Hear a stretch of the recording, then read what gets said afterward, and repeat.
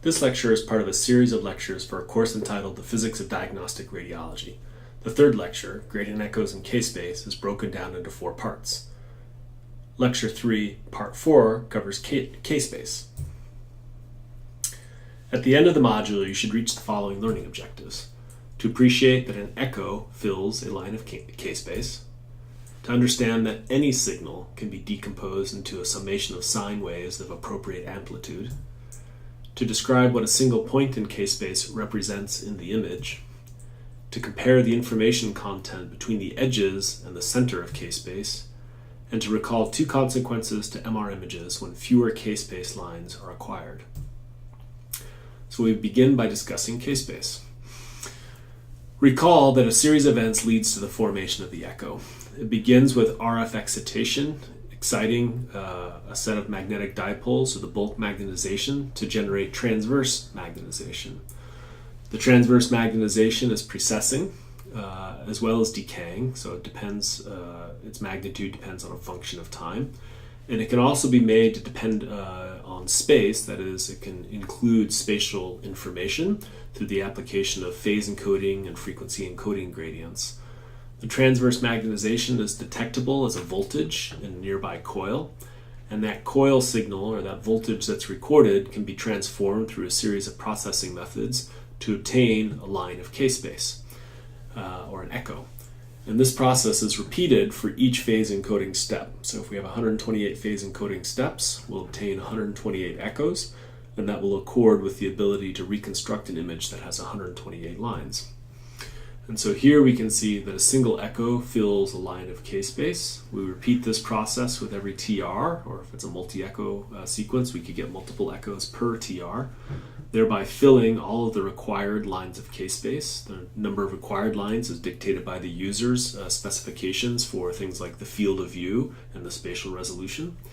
And once all of the lines of K-space are required and reconstructed, then a fast Fourier transform will help us recover an image of the underlying object. So this is the basic procedure whereby we fill K-space and acquire images of interest. We saw this slide previously, and this is just a reminder as to where I am in K-space as a function of the pulse sequence itself. And so slice selection, which requires an RF pulse in combination with a gradient, will allow us to excite the magnetization in a slice of interest, a specific slice of interest. And then a series of gradient events subsequent to that will help us form an echo.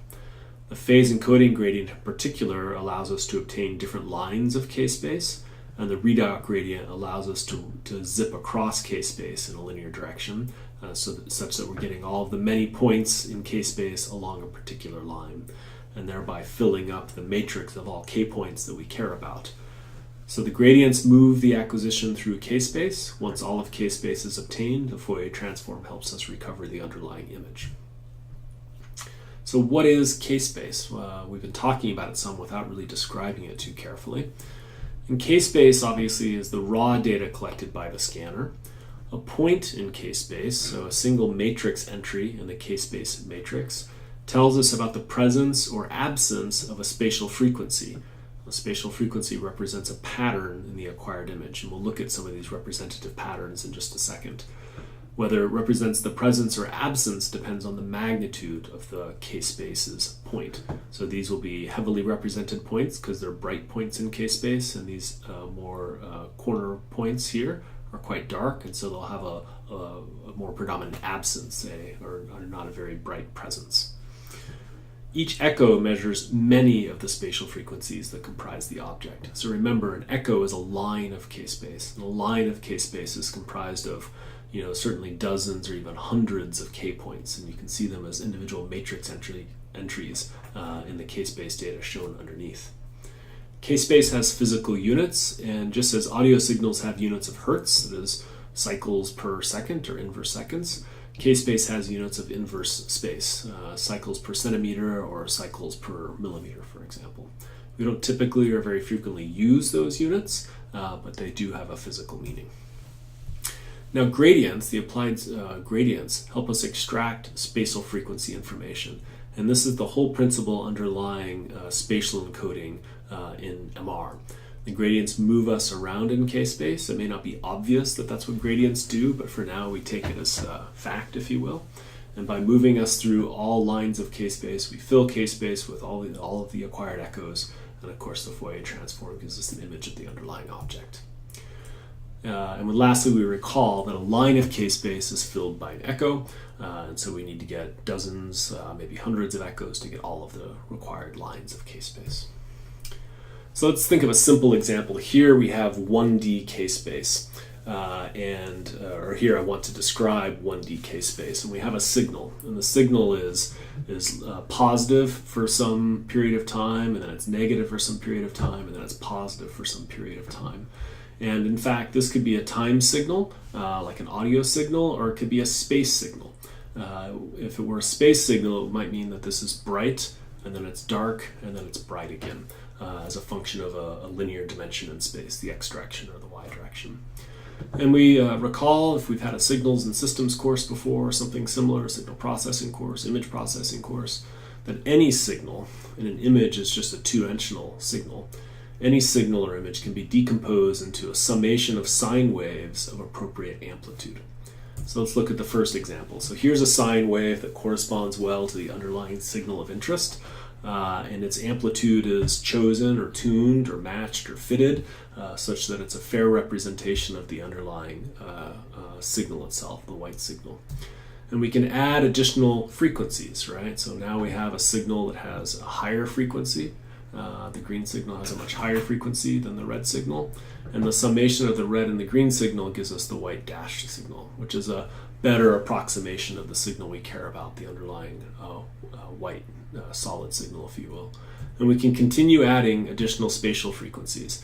And the higher and higher spatial frequencies that we add, the better the approximation of their sum is to the signal that we actually care about. So we care about the white solid signal, and the summation of all these sine waves is getting us a little bit closer. You'll notice that each of these sine waves has a different frequency as well as a different amplitude. And the position in k-space, that is the physical point or matrix entry that we're talking about, dictates the underlying frequency that's of interest. And the magnitude or the amplitude of the signal at that point in k-space tells us whether or not it's heavily represented spatial frequency, like this red signal, or if it's a much more low-weighted signal, like this orange signal. This is all related to the Fourier transform. The Fourier transform of the white dashed signal that we have will just give us amplitude information about the frequency constituents of that signal.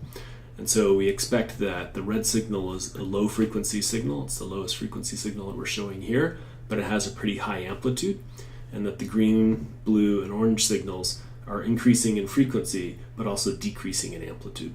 And these are just representative frequencies for trying to capture the white solid signal that we cared about in the first place. So the Fourier transform of these signals would look something like this, or would have this kind of representation. And this actually is how we interpret or map this information back to k-space. So for a particular position in k-space, if it's really white, that typically tells us that it has a high amplitude. And as we go through this unusual color mapping, as we go through reds and then dark reds and blacks, that means it's lower and lower in amplitude. So this is how we interpret the points that are shown in a k-matrix, as I've shown you previously, and will continue to show you through the rest of this lecture. And so here is just a one-to-one correspondence of acquired k-space data on the left-hand side and the image space data on the right-hand side. So the k-space data is the raw data collected by the scanner, and the Fourier transform helps us recover this dynamic image on the right. And you'll notice that there is some periodicity, if you will, to the k-space signal on the left-hand side here. It is sort of fluctuating in synchronicity with the beating heart on the right-hand side. And what you'll also notice that it's really a very subtle changes, right? Subtle changes in the amplitudes of some k points that really underlie what appear to be dramatic changes in the overall image itself. This is all to say that for a time series of images like this, there's actually quite a bit of redundant information, and consequently k-space as a function of time looks largely the same, but these very subtle differences in all k points as a function of time give rise to, after the Fourier transform, a time series of images that helps us resolve, in this case, dynamic cardiac events. So what is k-space? Further answering this question, we want to think about a single point in k-space, and I alluded to this previously, but a point in k-space tells us about the presence or absence of a spatial frequency or pattern in the acquired image. And so if we think about the middle point in k-space, it contains something closer to what we call contrast information. Contrast information is low spatial frequency information. It's not the edges. Contrast is kind of whether or not blocks and chunks are lighter or darker than other blocks and chunks. And that's pretty low frequency, low spatial frequency information. If we come out to a particular point that's located approximately over here, a point in k-space near to this would identify for us the presence or absence of this banding pattern in our underlying image. A particular object may have a lot of this particular banding pattern or may not have a lot of this particular banding pattern. Now there's some symmetry in k-space, it's called Hermitian symmetry, such that a point down here in k-space also tells us about the presence or absence of a very similar banding pattern. So these 2 points contain very similar information about the object itself. We can look at other points in k-space, so we could move just purely in this would usually be the ky direction relative to the k00 point, the DC component of k-space. If we move along this direction, we could identify the presence or absence of this spatial pattern in our object. We could move out to the right and see that that same pattern rotated is identified by this k point, and the presence or absence of this particular spatial frequency is dictated by the magnitude of the k point underlying this point here. So every point in k-space tells us about the presence or absence of one of these particular spatial frequency patterns in the underlying object. The spatial frequency pattern is mapped across the entire field of view, or across the entire image, if you will, and somewhat magically getting all of the weightings right, all the correct amplitudes of all these different spatial frequency patterns that can be added up to represent what looks like a brain or a chest or a neck or a knee.